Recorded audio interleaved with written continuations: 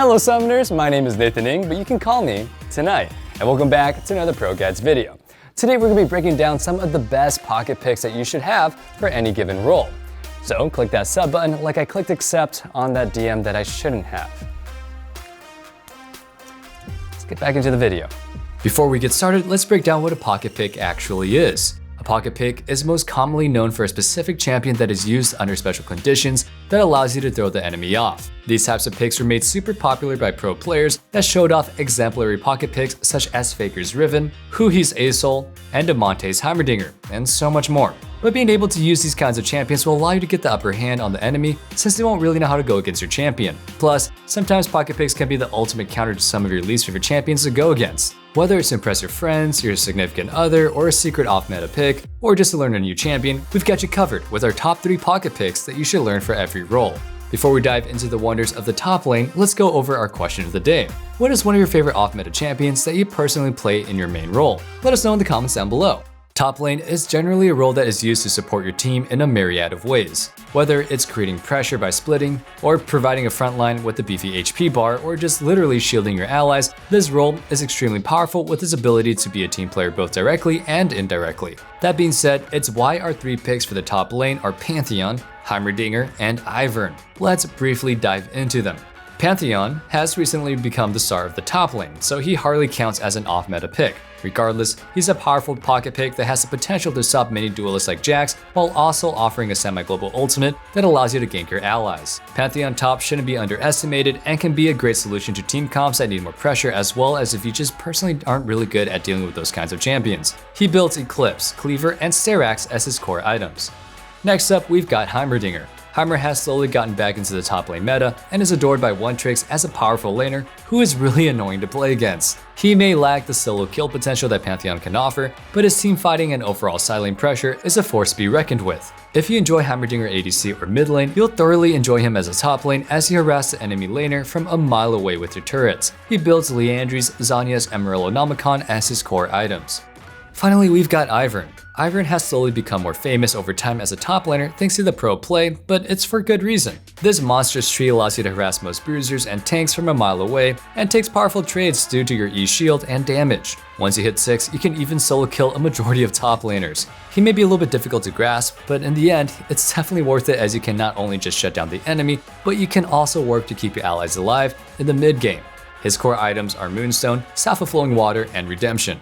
For our next role, we've got the Jungle. Jungle is a fairly diverse role as it offers a ton of different playstyles. Whether you play to be a tank and CC your enemy, as a duelist to invade and carry, or as a support who frolics through the shrubs and shields your allies, Jungle tends to have a ton of interesting pocket picks for you to choose from. That being said, we recommend SION, Mundo, and RAMMUS.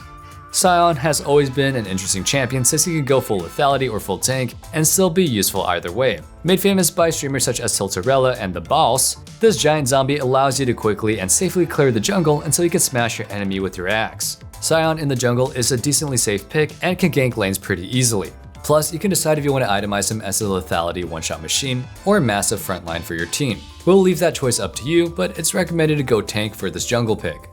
Mundo recently got a buff and currently has a rework in, well, the works. With this in mind, it's actually nice to pick him up, but make sure that you're prepared for a shift in his playstyle in the near future. Mundo offers another easy option in the jungle to clear effectively and safely. He runs into a few issues early on, but if you survive long enough, he can become a monster to deal with as he runs down the enemy carries with his cleavers and punches. If you ever need a powerful frontline and chase potential on your team, Mundo is the one for the job.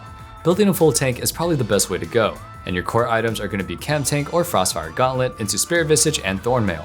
Finally, we've got RAMMUS. I can't necessarily say that RAMMUS is underrated to any degree, but he's definitely far stronger than people give him credit for, so I guess kind of underrated. He's super easy to pick up and has a high amount of dueling potential that many players tend to underestimate. Regardless, if you see the enemy has mostly AD and there's no real way to stop you, RAMMUS is the Malphite of the jungle. The best part is that when you're building full tank, you can assassinate most ADCs and right-click dependent champions. Your core build tends to be Chem Tank, Thornmail, and Deadmans. Before we hop back into the video, don't forget from now until the 20th, you can use the discount code RANKUP2021 for 20% off on your next ProGuides subscription. Just head over to ProGuides.com and enter the code to claim your sweet discount. If you've never tried the ProGuides subscription before, now's your chance. Regardless, let's get back to the video.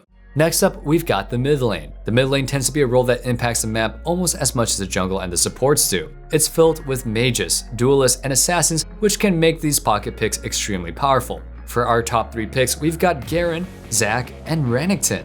Garen wasn't always a great laner until Riot changed him to become a walking Beyblade. Made famous by streamers like Wrist, Garen mid offers a ton of counter potential to champions like Yasuo, while also providing the versatility to go things like Predator and play the map like Talon. Regardless, the champion itself isn't that difficult to pick up, so with some practice versus some mid laners, you should get good with him in no time. Garen has quite a few builds for the mid lane, but does so well with Stridebreaker, into Sterak's, and Deadman's. Next up, we've got the mighty morphing blob himself, Zac. Zac has seen top occasionally, but being able to push a mid provides your team with not only a powerful tank, but also a long-range engage who can roam to lanes and help his jungler skirmish. His laning is a little bit difficult until you can get used to him, but after some practice, you'll be flying overhead and CCing the enemy team in no time. His core items tend to consist of Chem Tank, Thornmail, and Spirit Visage. Finally, we've got the anger-filled croc himself, Renekton. Renekton has always been a powerful duelist and abuser in the top lane, so bringing him mid allows him to be a great answer to so many hard-to-play against assassins and duelists that you might see in your occasional solo queue game. Renekton offers a powerful laning phase with equally as powerful team fighting. Though he just got nerfed, if you get good at using him mid as a pocket pick and counter pick, he can stomp the lane and carry your team into victory. His core items are Gore Drinker or Prowler's Claw, Sterak's, and Death's Dance. Speaking of carrying your team into victory, next up we've got the ADC. AD carry has always served the role of being your team's primary damage dealing and is usually your late game insurance. That being said, many ADCs are immobile and take a while to scale, which is fairly abusable. Our top 3 picks for this role are Swain, Yasuo, and TALIYAH, though 2 of these people aren't actually considered AD.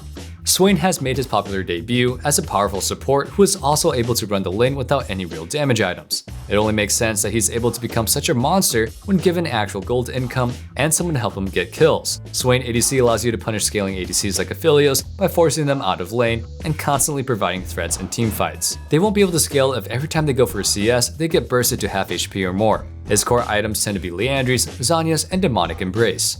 Yasuo ADC isn't anything too new or too crazy, but it's most definitely still a pick that shouldn't be underestimated. He's far harder to get good at compared to all the other picks in this video, but his ability to carry and outplay is also significantly higher. Plus, if you die, you can just, say you're kind of getting your 10 death power spike. If you put in the time and effort or the quote-unquote limit testing and feeding, it will show. As much as I kind of joke about that, it's true. The more you practice and push his limits, the more aggressive you can go in the bot lane, and you can go ahead and punish those immobile ADCs that allows for amazing team fighting, especially if your team has a champion like a Wukong or a Malphite. Regardless, take your time learning Yasuo ADC and it will pay off. His core items tend to be Shield Bow or Gale Force, Infinity Edge, and Bloodthirster. TALIYAH is a champion that has been in a little bit of an awkward position for every role. However, she's always been known to have high damage and extreme burst potential. That being said, a few high challenger players are using TALIYAH ADC as their go-to pocket pick due to her ability to provide some AP to your team, as well as a powerful laning phase. She might be a little bit hard to play, but will pay off exponentially, as it never hurts to have an APC in your bottom lane champion pool. Her core items tend to be Luden's, Zhonya's, and Morellonomicon. Last but not least, we've got support. Support is a role best known for its ability to keep the team alive, provide CC and utility, and even serves as the occasional carry. Overall, they're fairly versatile, and there's a ton of different playstyles that can go ahead and pick the best for you. Our top 3 picks for this role are GRAGAS, GALIO, and ASHE/Misfortune. Kind of cheating there, but they serve the same role. GRAGAS has recently become extremely popular in the top lane, and for good reason. With the new item synergizing so well with this kit, he's able to have strong amounts of sustain and survivability while also running rampant with his damage. As a support, you can serve to engage or disengage fights, as well as helping to burst down the carry. Plus, if you ever need it, he can be your team's tank as well. His core items vary, so build the best depending on your team situation by either going full damage and CDR or full tank. Next up is Galio. This giant hunk of metal or marble or whatever he is can be your team's saving grace when you need to deal with champions like Yuumi who are countered by hard engage and CC. His damage is fairly high, and his ultimate allows him to help his allies from across the map. He's a little bit difficult to grasp early on since he can just die quite easily if you engage at the wrong time, but nonetheless, he's extremely powerful and shouldn't be underestimated. His core items if you're going damage are Shurelya's, Zhonya's, and Morello's, and if you're going tank, go Locket, Thornmail, or Knight's Vow. Finally, we got ASHE and Misfortune.